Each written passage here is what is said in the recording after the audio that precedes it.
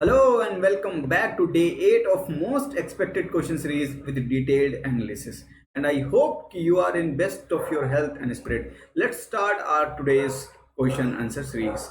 That means let's start our practice of facts, elimination technique, concept and common sense. बढ़ते हैं question number 1 की तरफ. Consider the following statement regarding Indian State of Forest Report 2019. The maximum loss to dense forest has happened in the tropical wet evergreen forest. Maximum tree diversity has been found in the forest of Western Ghats. Area under very dense forest has increased in India since 2017. तो बताइए कौन सा statement correct है. देखिए इसमें पहला option गलत है, ये गलत ऑप्शन है. यहां पर डिक्रीज नहीं हुआ है, ये इंक्रीज हुआ है. The maximum loss of dense forest has happened in the tropical west evergreen forest. Loss नहीं हुआ बल्कि हमारा tropical wet evergreen forest increase हुआ है. तो option B and D are eliminated from this and C 2 and 3 both are correct answer. देखिए Indian State of Forest Report 2019, dense forests in India have witnessed a marginal increase of 0.04% between 2017 to 2019. Hence, area under dense forest has increased rather than decreased. Maximum tree diversity has been found in the tropical wet evergreen, semi-evergreen forest of Western Ghats. That means Tamil Nadu, Kerala and Karnataka. ठीक है sir. Followed by the north eastern states. Very dense forest का percentage बढ़ा है और 1120 kilometre square का increase हुआ है. बढ़ते हैं क्वेश्चन नंबर 2 की तरफ. Which one of the following statement is correct regarding national clean air programme NCAP. It aims to meet the prescribed monthly average ambient air quality standard at all locations in the country. It will be a long-term 10-year action plan with 2019 as the first year. It will focus on indoor air pollution monitoring and management. State-specific action plans will be formulated for implementing mitigation actions under NCAP. तो बताइए कौन सा statement correct statement है. देखिए पहला statement गलत है. ये मंथली के लिए नहीं है, ये एनुअल है.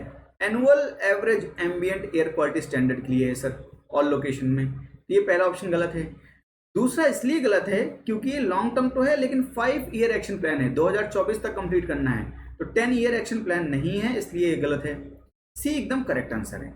It will focus on indoor air pollution monitoring and management. और डी इसलिए गलत है सर क्योंकि ये स्टेट स्पेसिफिक एक्शन प्लान नहीं है, ये सिटी स्पेसिफिक एक्शन प्लान है जो कि फॉर्मुलेट किया जाएगा. ये आंसर मैंने आपके लिए लगा दिया है, पूरा पढ़ लीजिएगा आराम से. Question number 3. In the context of economic reform in India, which of the following was not a part of second generation of reforms? Transformation towards a fully information technology enabled governance, greater functional autonomy to public sector undertakings, dismantling of the administered price mechanism, institutionalization of fiscal consolidation through passage of FRBM Act. तो बताइए कौन सा second generation of reform नहीं है. Second generation of reform 2001 में start हुआ था. थोड़ा सा हिंट आपके लिए. देखिए पहला नहीं है. Transformation towards a fully information technology enabled governance, ये तो फोर्थ जनरेशन है जो अब आएगा. तो अभी तक 3 जनरेशन हो चुके हैं, चौथा जनरेशन जो आएगा वो है transformation towards a fully information technology enabled governance. बाकी ये तीनों जो हैं ये सेकेंड जनरेशन रिफॉर्म्स हैं. ठीक है सर. तो पहला ऑप्शन गलत है, ये आंसर सही है मतलब. Question number 4. The term and the concept reductive pricing recently seen in news is. तो ये क्या भैया reductive pricing. पहला ऑप्शन है determining the value of an object excluding logistic cost. दूसरा है removing sensitive information from a document before publication. तीसरा है method of auditing wherein implementation delays are taken into account. And चौथा है a method for the base erosion and profit shifting by a multinational corporation. बताइए कौन सा उत्तर सही है. Red active pricing. देखिए इसका आंसर है B, removing sensitive information from document before publication. तो जितनी भी सेंसिटिव इंफॉर्मेशन है डॉक्यूमेंट को पब्लिकेशन से पहले उस इंफॉर्मेशन को निकाल लेना, इसको बोलते हैं रेड एक्टिव प्राइसिंग. और ये हमारे CAG controller and auditor general साहब ने यूज किया है। ठीक है सर। तो जो राफेल डील की जो रिपोर्ट है जो सीएजी ने बनाई है, उसमें उन्होंने क्या किया है, सेंसिटिव इन्फॉर्मेशन को विथहोल्ड कर दिया है, यानी रोक लिया है, पब्लिकेशन के पहले उस इंफॉर्मेशन को निकाल दिया है। ठीक है sir. Under the reductive pricing method CAG withheld full commercial details and blackened the figures on the procurement deal on the security concern cited by the Ministry of Defense। ठीक है सर, इसका उत्तर हो गया B. Consider the following statement regarding eco-sensitive zones। तो sir eco-sensitive zones के बारे में बताइए। Eco-sensitive zones is declared under Wildlife Protection Act 1972। Its aim is to regulate certain activities which can have negative impact on fragile ecosystem of an area। तो बताइए क्या सही है। ये पहला ऑप्शन सर गलत है, क्यों, और दूसरा एकदम सही है, तो आंसर हो गया बी। सर पहला इसलिए गलत है क्योंकि ये वाइल्ड लाइफ प्रोटेक्शन एक्ट के अंतर्गत नहीं है, बल्कि इन्वायरमेंटल प्रोटेक्शन एक्ट 1986 उसके अंतर्गत है। Ministry of environment and forest climate change has declared national Chambal sanctuary as an eco sensitive zone. इसलिए ये प्रश्न इंपॉर्टेंट है क्योंकि ये न्यूज में रहा है, क्योंकि ministry of environment forest climate change ने नेशनल चंबल सेंचुरी को इको सेंसिटिव जोन डिक्लेयर किया है। ये इको सेंसिटिव जोन क्या होता है, ये मिनिस्ट्री ऑफ एनवायरमेंट MOEFCC यानी ministry of environment forest and climate change इसको नोटिफाई करता है, और ये प्रोटेक्टेड एरियाज या national parks wild life sanctuary के अगल बगल का एरिया होता है। ठीक है सर, जो ट्रांजिशन जोन आप जिसे बोलते हैं उसको प्रोटेक्ट करने की बात करते हैं, और ये इन्वायरमेंटल प्रोटेक्शन एक्ट 1986 के अंतर्गत इसको डिक्लेयर किया जाता है। ठीक है सर। मेन एम क्या है कि जो प्रोटेक्टेड एरिया है और जो दूसरा लेस प्रोटेक्टेड एरिया है उनके बीच में जो ट्रांजिशन जोन है उसको भी सिक्योर किया जा सके, ताकि हमारा प्रोटेक्टेड एरिया और ज्यादा सिक्योर रह सके। Its aim is behind the eco sensitive zones is to regulate certain activities so as to minimize the negative impact of such activities on the fragile ecosystem surrounding the protected areas. They are also act as transition zone from area of high protection to areas involving lesser protection। तो मैंने पूरा लगा दिया है आपके लिए, PDF download कर लीजिएगा, पूरा पढ़ लीजिएगा। बढ़ते हैं क्वेश्चन नंबर 6 की तरफ। Which of the following statement is not correct. Sir पढ़िएगा, not correct regarding ombudsman scheme for digital transaction. तो ये लॉन्च किसने किया है, पहला ऑप्शन है it is launch by Reserve Bank of India under the payment and settlement act 2007। Second option है it is mechanism for resolution of complaints regarding digital transaction conducted through banking and non banking entities. Ombudsman for digital transaction is a senior official appointed by Reserve Bank of India. The appellate authority to hear complaints against the decision of the ombudsman is vested with the deputy governor of RBI। कौन सा उत्तर सही नहीं है, बताइए तुरंत। News में था, अगर पढ़ा है तो आता है।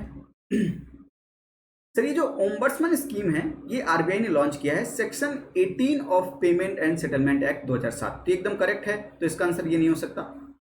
दूसरा, it is a mechanism for the resolution of complaints regarding digital transaction conducted through banking and non banking entities. Sir ये नॉन बैंकिंग एंटिटीज के लिए नहीं है, ये केवल बैंकिंग एंटिटीज के लिए है। तो ऑप्शन बी गलत हो गया, इसलिए नॉट करेक्ट पूछा है, तो इस सवाल का उत्तर है बी। और सी और डी एकदम करेक्ट स्टेटमेंट है। और ओम्बड्समैन जो होगा वो एक सीनियर ऑफिशियल होगा जो कि आरबीआई अपॉइंट करेगा, और उसके द्वारा जो जजमेंट दिए गए हैं अगर उसको कोई फिर से चैलेंज करना चाहता है तो वो चैलेंज कर सकता है। डिप्टी गवर्नर ऑफ आरबीआई उसकी कंप्लेंट्स को सुनेगा। ठीक है सर, एपेलेट अथॉरिटी वो है। ये मैंने पूरा आपके लिए लगा दिया है। बढ़ते हैं क्वेश्चन नंबर 7 की तरफ। AEO Authorized Economic Operator is a program under World Trade Organization SAFE program, SAFE framework. It aims to ensure that goods traded in the international market adhere to the necessary quality standards. It is a voluntary program that enables Indian customs to enhance cargo security through close cooperation with the principal stakeholders of the international supply chain। तो बताइए कौन सा उत्तर सही है, correct पूछा है। देखिए पहला और दूसरा, पहला गलत इसलिए है क्योंकि ये जो प्रोग्राम है ये बिल्कुल प्रोग्राम है लेकिन वर्ल्ड कस्टम ऑर्गेनाइजेशन के अंतर्गत है। World custom organisation safe framework के अंदर है ये ऑथराइज्ड इकोनॉमिक ऑपरेटर, तो वर्ल्ड ट्रेड लिखा है तो गलत ऑप्शन है। दूसरा, ये नेसेसरी क्वालिटी स्टैंडर्ड के लिए नहीं है बल्कि ये supply chain security and facilitate movements of good इसके लिए है। तो ये सेकंड ऑप्शन गलत हो गया, सिक्योरिटी के लिए है। तीसरा एकदम सही है, it is a voluntary programme that enables Indian custom to enhance cargo security through close cooperation with the principal stakeholders of the international supply chain. तो आंसर हो गया सी। Which of the following is not a dimension of multi-dimensional poverty index? तो बताइए कौन सा dimension नहीं है multi dimensional poverty index का? Health, education, living of standard and economic partnership and opportunity. कौन सा डायमेंशन नहीं है? देखिए इसका उत्तर है, आप लोग पॉज कर लिया करिए और नोटबुक में आंसर लिख लिया करिए, ठीक है सर, क्योंकि वीडियो तो चलती रहेगी, आपके हाथ में पॉज बटन पॉज कर सकते हैं। आंसर है D, economic participation and opportunity. ठीक है sir, economic participation and opportunity जो है इसको इंक्लूड नहीं किया जाता है मल्टी डायमेंशनल पॉवर्टी इंडेक्स को जब मेजर किया जाता है, ठीक है, ये इसका डायमेंशन नहीं है।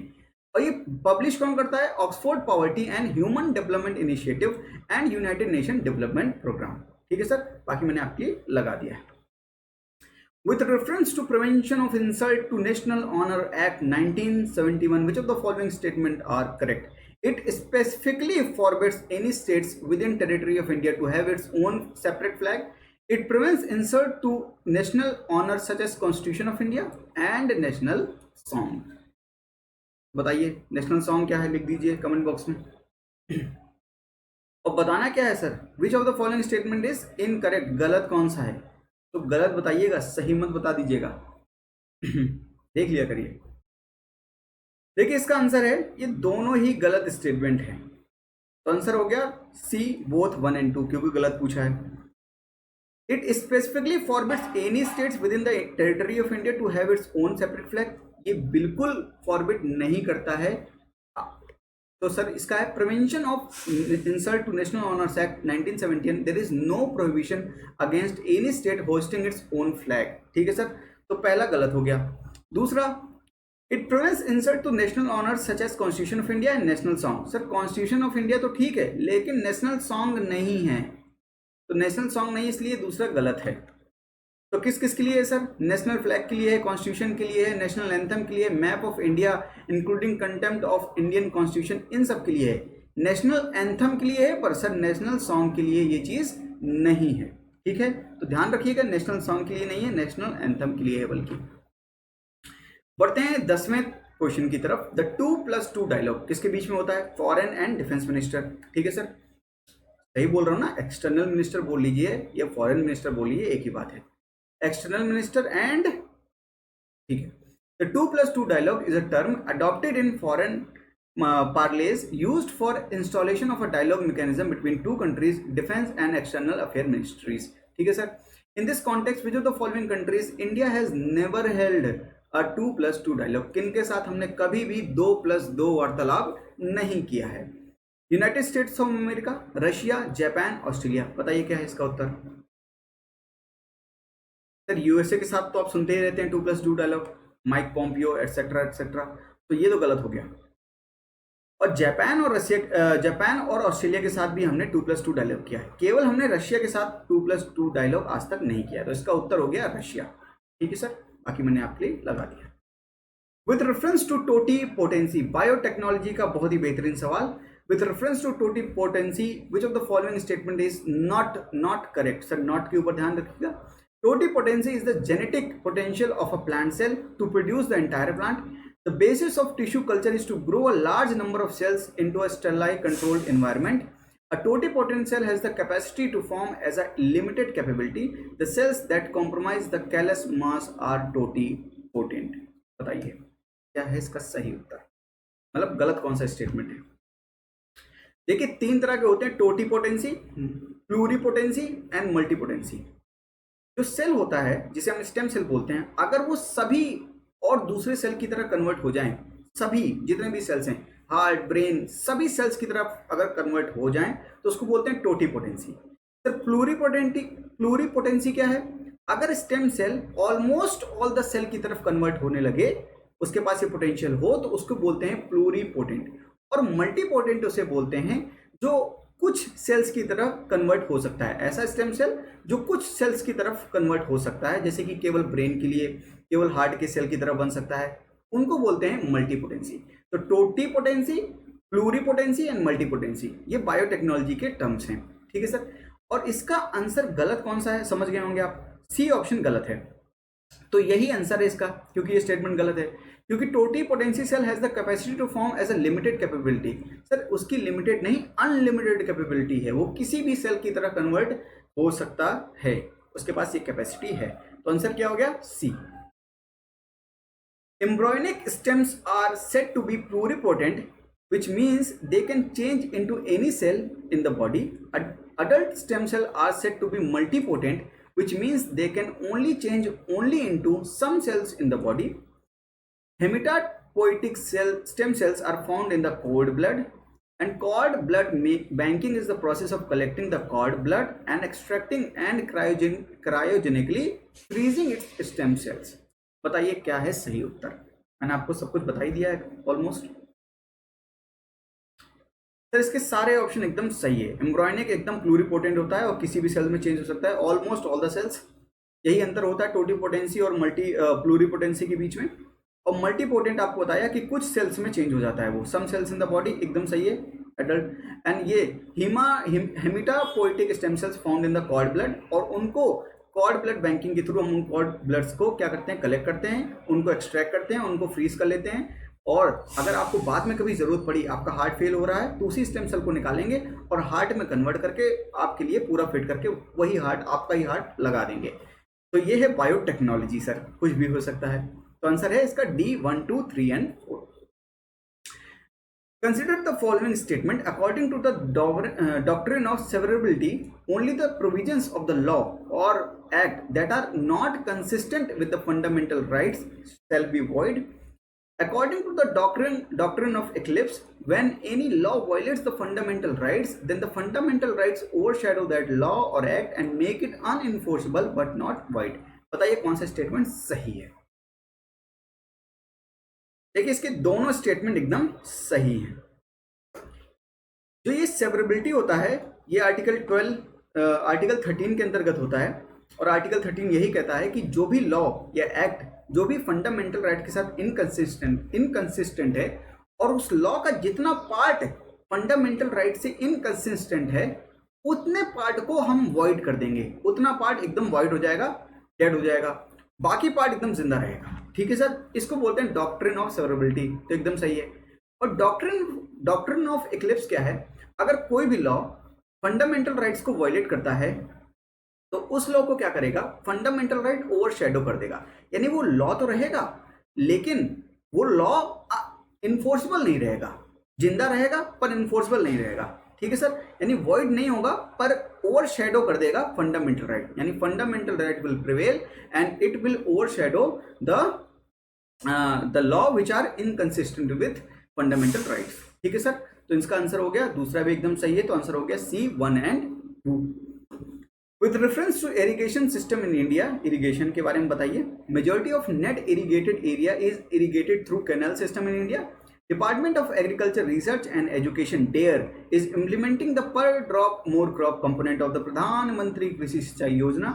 Water use efficiency of micro irrigation is high as 80 to 95% in comparison to only 30 to 50 in conventional flood irrigation. तो बताइए कौन सा सही है।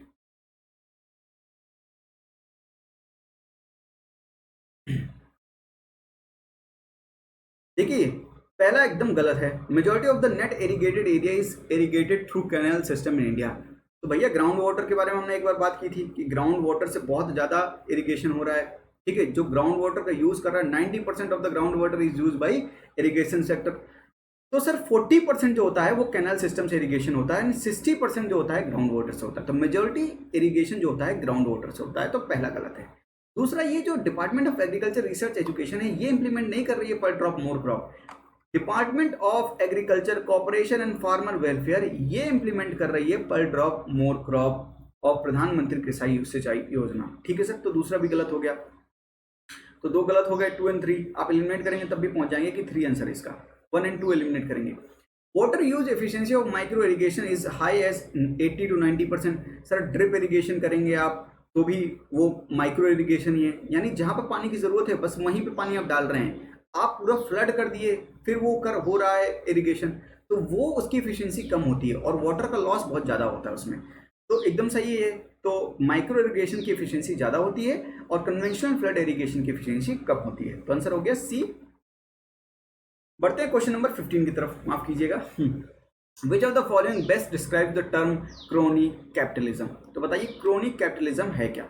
An economic system in which the success in business depends upon the relation between the businessman and government officials.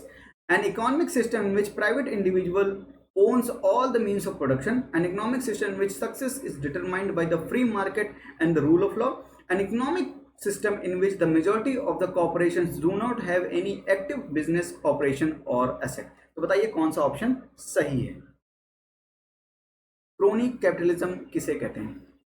Sir chronic capitalism का mean मतलब है कि जब बिजनेसमैन और गवर्नमेंट की साठगांठ हो, समझ रहे हैं सर, आपस में मिले जुले हों, इसको बोलते हैं क्रोनिक कैपिटलिज्म। तो ऐसा सिस्टम, ऐसा इकोनॉमिक सिस्टम जिसमें business depends upon the relationship between businessman and government. तो उनका बिजनेस इसी बात पे डिपेंड करता है सर कि आपकी कितनी अच्छी पकड़ है गवर्नमेंट ऑफिशियल्स के साथ में। इसे बोलते हैं क्रोनी कैपिटलिज्म। कैसा लगा आपको? In India, which of the following bodies is or are included in the definition of state under the doctrine of Indian Constitution? Sir ये है एकदम प्योर ब्रेन का सवाल, बताइएगा इसको। तो कौन सा ऐसा है जिसको डेफिनेशन ऑफ स्टेट के अंदर माना गया है इंडियन कॉन्स्टिट्यूशन के डॉक्ट्रिन के अंतर्गत? पहला supreme court in judicial capacity, CSIR council of scientific and industrial research, national council of educational research and training, United nation life insurance corporation LIC। तो बताइए कौन सा स्टेट है इंडियन कॉन्स्टिट्यूशन के अंतर्गत?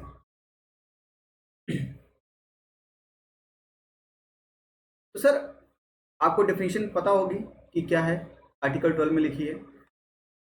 यूनाइटेड नेशन तो नहीं होगा, ये तो आप समझ ही रहे हैं ना। ये चौथा नहीं होगा, कॉमन सेंस भी कहता है यूनाइटेड नेशन नहीं होना चाहिए। तो चौथा हट गया, B एंड C एलिमिनेट हो गए, बचा 1, 2 एंड 2, 5। सर 1, 2 और 2, 5 में देखिए ये supreme court in the judicial capacity. तो सुप्रीम कोर्ट अगर एडमिनिस्ट्रेटिव कैपेसिटी में लिखा होता तब सही होता, जुडिशियल कैपेसिटी में जब होता है तो उसको स्टेट नहीं माना जाता है। ये पूरा एक्सप्लेनेशन मैंने आपके लिए लगा दिया है। देखिए आर्टिकल 12 बताता है कि कौन सा स्टेट होगा, government and parliament of India, government and legislature of state and all local other authorities within the territory of India और under the control of the government of India. तो sir ये within the territory और other bodies हैं और under the control of the government of India है, ये वेग term है। इसको समय समय पे सुप्रीम कोर्ट ने समझाया भी है, एक्सप्रेशन दे के क्लेरिफाई भी किया है।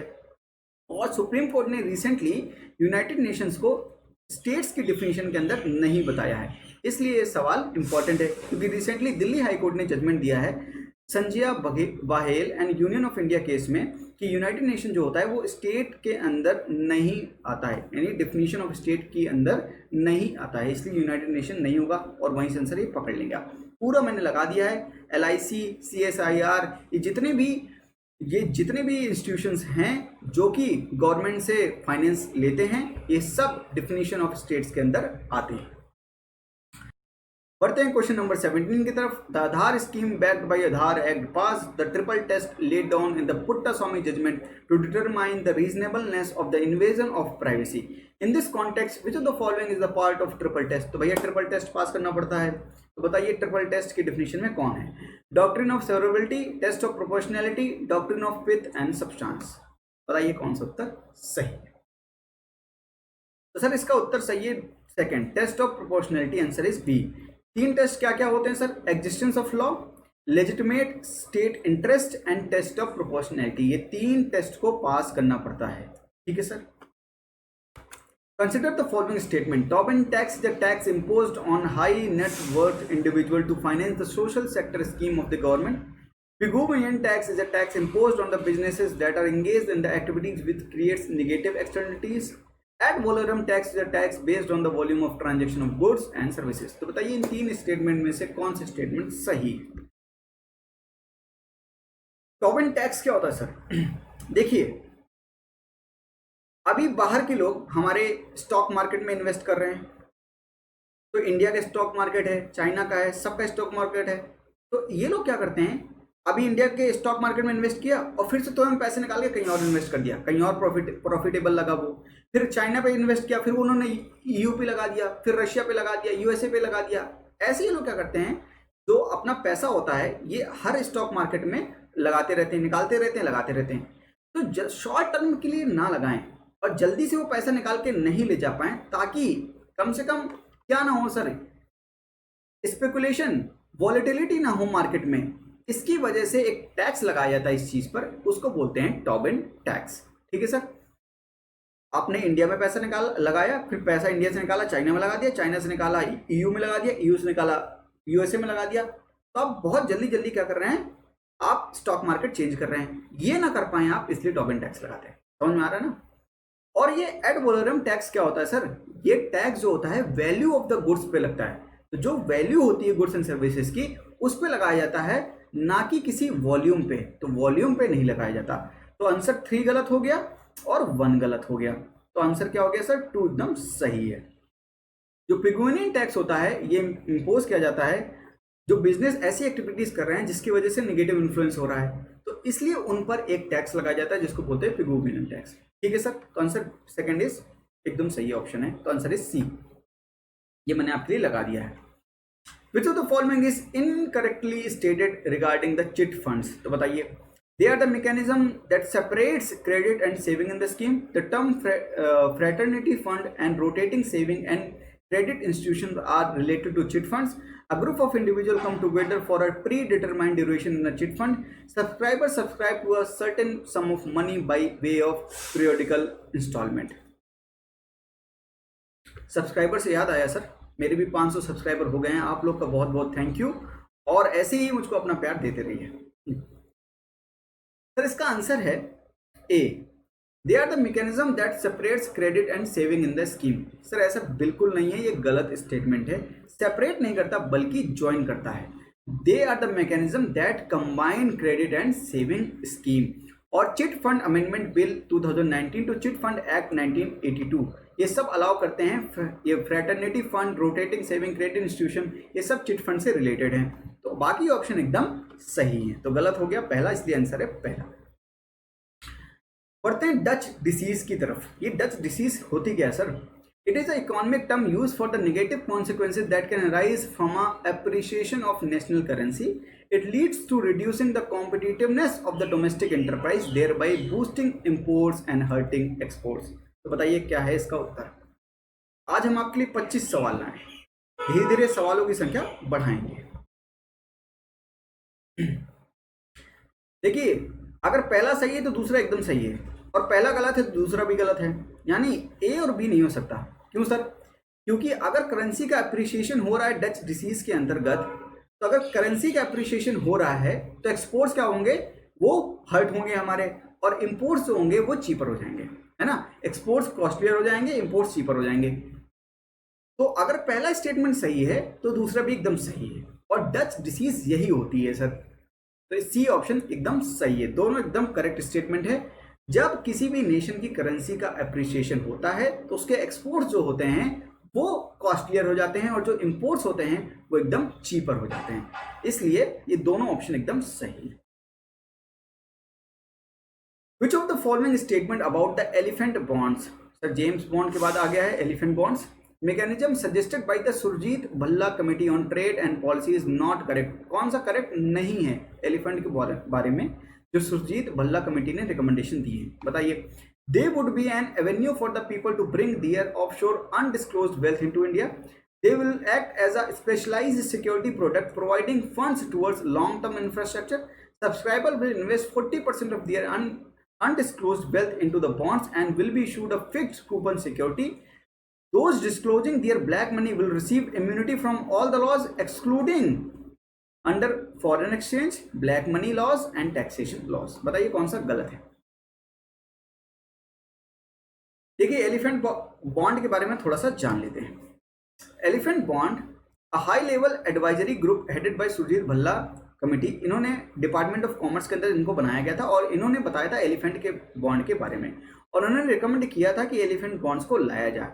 एलिफेंट बॉन्ड्स क्या होते हैं सर? ये एवेन्यूज होते हैं ताकि जो बाहर लोग रह रहे हैं और उनके जो बाहर ऑफशोर अनडिस्क्लोज्ड वेल्थ है वो इसको इंडिया में लाए और हम उनको प्रोसिक्यूट नहीं करेंगे। ठीक है सर, तो जेल के अंदर नहीं डालेंगे अगर आप अपना अनडिस्क्लोज्ड वेल्थ बाहर से अंदर लाएंगे। ठीक है, तो ये इसके बारे में। तो पहला ऑप्शन एकदम सही है, ए इज करेक्ट ऑप्शन।